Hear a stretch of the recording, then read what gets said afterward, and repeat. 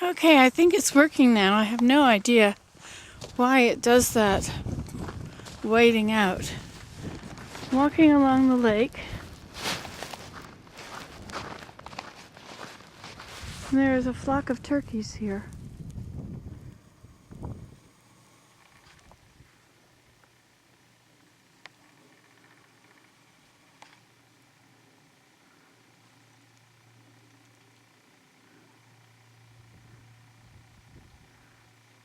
It's interesting that they use their big tail for balance.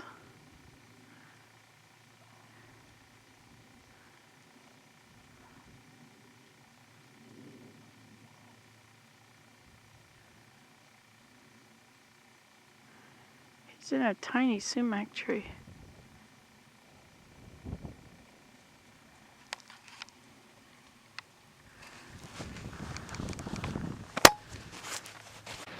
There's a whole bunch more of them up there.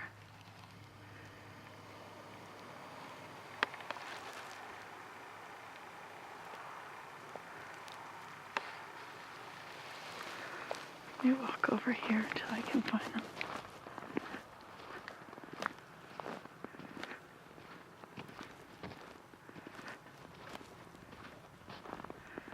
Oh, I guess they've gone up and across the top of the hill now.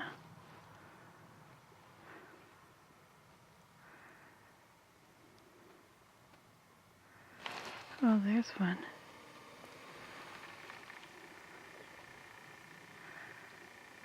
He just disappeared under the fence.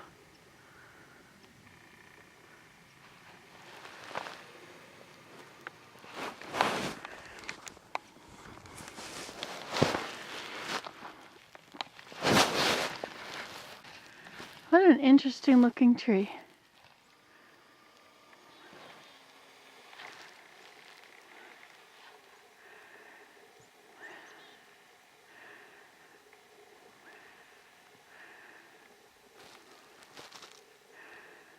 How twisted that is.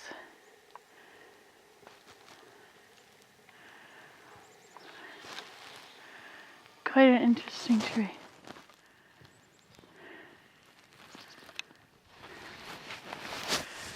I'm seeing some interesting things along here. You know, I was thinking about these houses, and when I see these houses, I think of people who own these houses who are gone but will come back in the summer.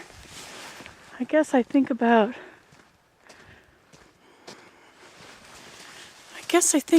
them and their life there at the cottage.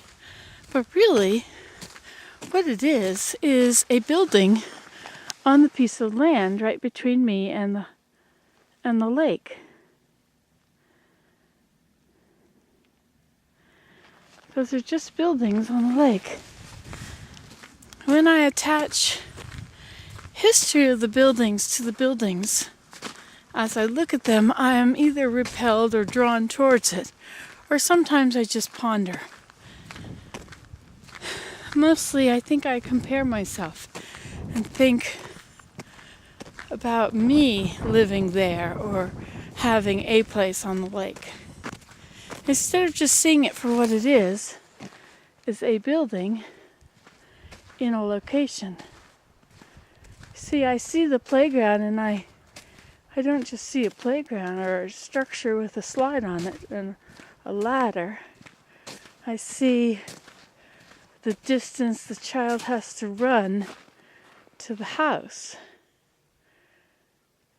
Or are there tracks to the playground? And is it homemade? No, it's not. It's put together, but it's a package deal.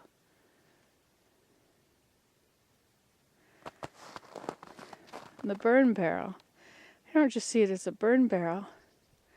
I see it at the burn barrel on the very corner of the property. So these people who may live there all year, I mean the snow is plowed, come over here and burn it.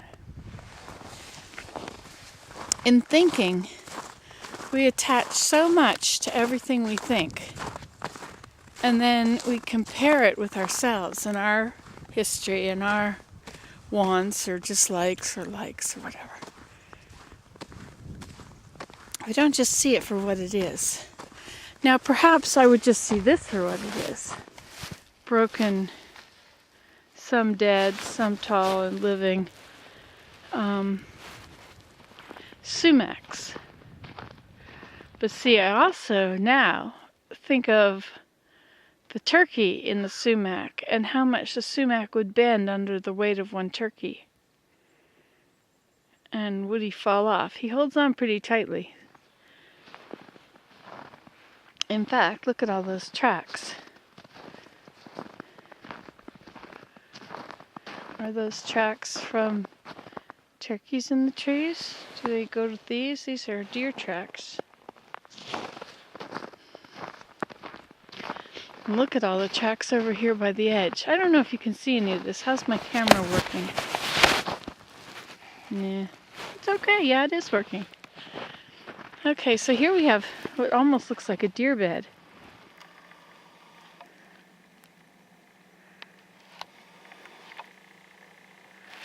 Don't think it's showing that very well. Anyway, we have a mass of tracks right along the whole thing. They come out from there, and they go along here, there, and then there's not as many, but then it's a lot right there. Now, some of that could be snow that fell off of the trees, making a big mess. But look at, here we have definite deer tracks.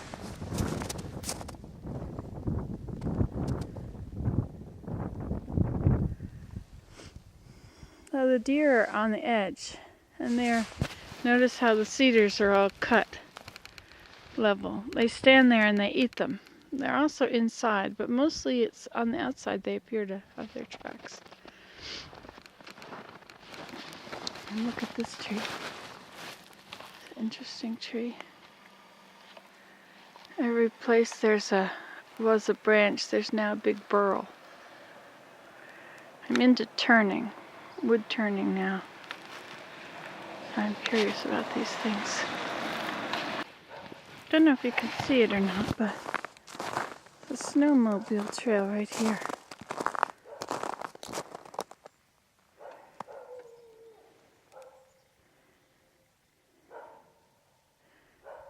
Right out over the lake.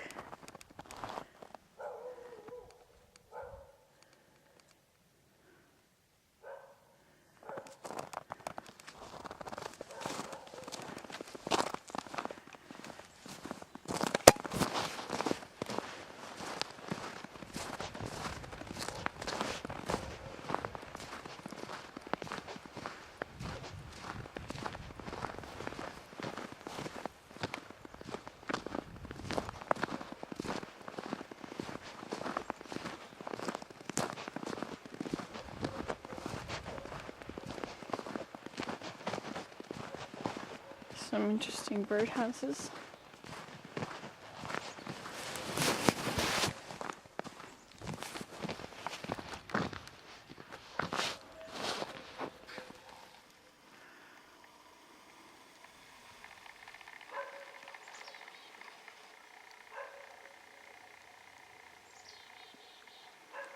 Very full.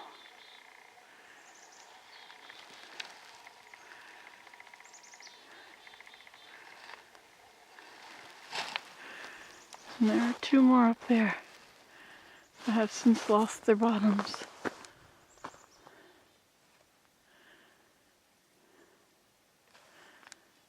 Huh. I believe this is a camera.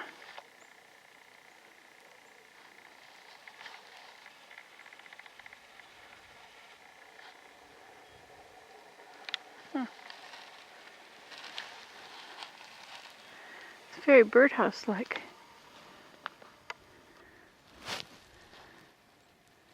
Huh.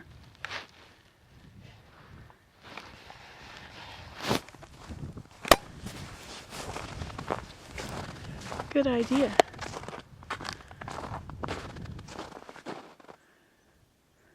Interesting. I wonder how far away it takes pictures.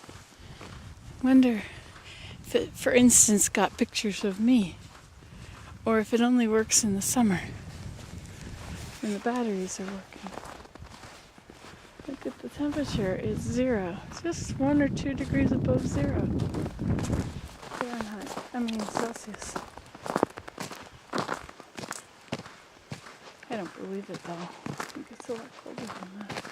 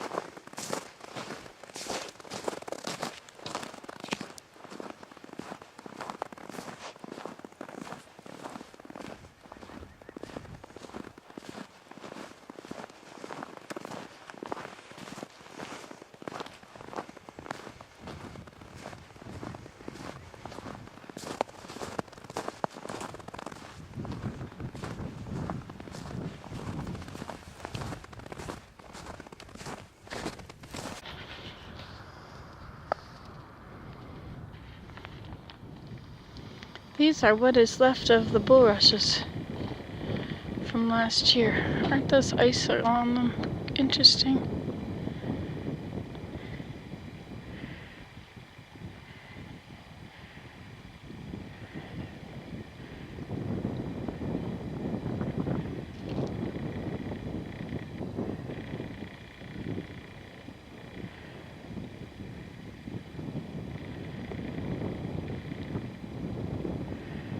Huh, it's not everywhere.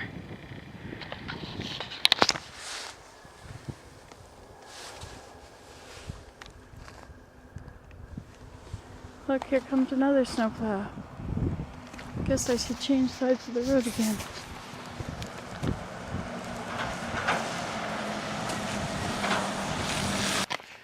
Look at this. It's a swing.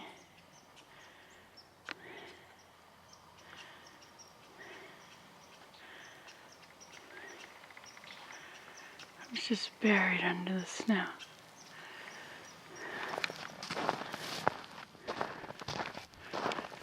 Oh, it broke. Or maybe it's not really there. Look at that.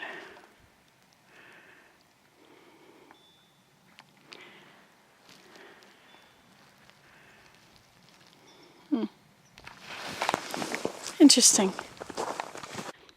Now the placement of this house is rather odd to me. I mean, it's on the side of this road, which goes way down to it. But see, it's up on little stilts. It's because of the flooding. What happens, the lake is covered with ice, maybe a foot thick. And when it thaws, when the main part of the river thaws in the center, the lake, and then the wind blows, the wind will blow the ice. For instance, if the water is choppy because of the open part and the wind is blowing hard on the choppy part, it will go under the ice and cause waves underneath the ice, which will lift the ice. And then it can shear off this whole house. The ice can blow over this way, especially if there's a flood. Now, in the spring when it thaws, you get these floods from all the extra snow everywhere, and then it will raise the level of the ice, and the wind will blow it around. You can hear the ice cracking in the spring. Sometimes I think you can hear it cracking in the winter too, but I don't live on the ice. I don't live on the lake. And even though I only live a little bit from here, I don't hear the ice. And it's a whole different ecosystem. It's a whole different culture. Well, environment on the ice or beside the lake than in the woods. You would think that, oh, it's just about the same, you're right here. Like, for instance, my mother's house. My mother lives in a woods on a hill, and there's a river. A river in the backyard, so to speak. But the river is down at the bottom of the woods, since it's all hills. But now, if the house were right next to the river, things would be very different for the people that live in the house. The view, and then the sounds and the wildlife be very different down there alongside the river than it is up on the road. Here's another interesting tree. It's been cut. Look at how the wood is twisted.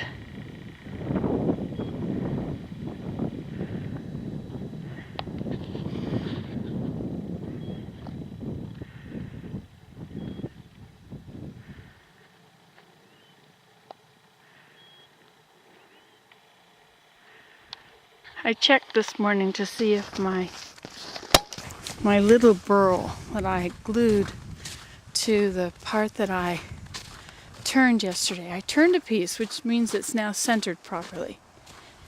It's centered on the backing that's screwed to it. And the little piece that I glued to it had to use lots of glue because there was a hole there. I'm hoping the glue will just come out in a chunk. Of course, I'll have to chisel it out, or turn it out, I guess. Should make a little bowl about like this when I'm done. I thought I should start small. Big might be easier than small, however. So now I'm interested in all these burls. I think I'm going to take my Sawzall. I'm going to cut some of the burls off of the firewood so they don't get burned. I've just been burning them. I have saved a lot, but then I end up burning them because I know I have no way of removing the burl from the wood. I don't have a table saw. I have my chop saw. I guess it's called a compound miter saw, which is wonderful for smaller, narrower logs or wood or whatever. But for big things, it won't work. My skill saw is pretty good for some of that. Anyway, we'll try.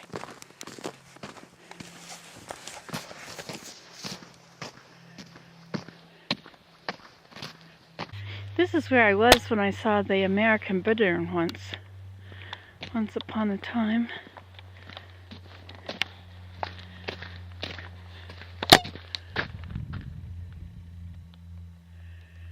Did you hear that?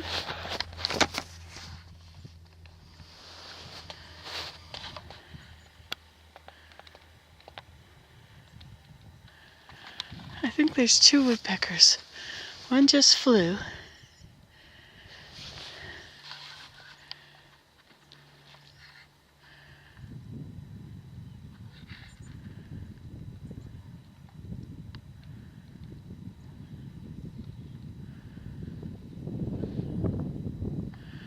Okay, from the wire, those 2 are down.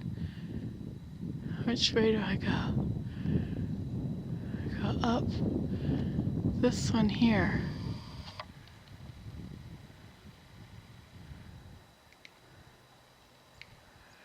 It's up in the fork of a tree. Wrong tree.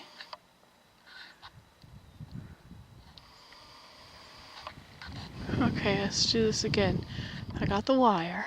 I see where those trees cross. Okay, that's not it.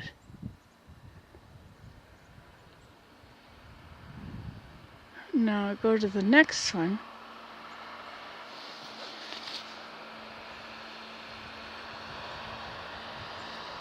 Which is where I thought it was, but it isn't.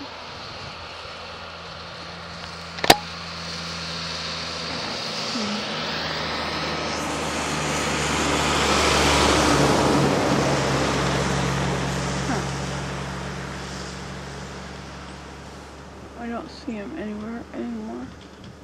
And neither do I hear him. Yet the water's open on the lake, on the river. Is that the river there?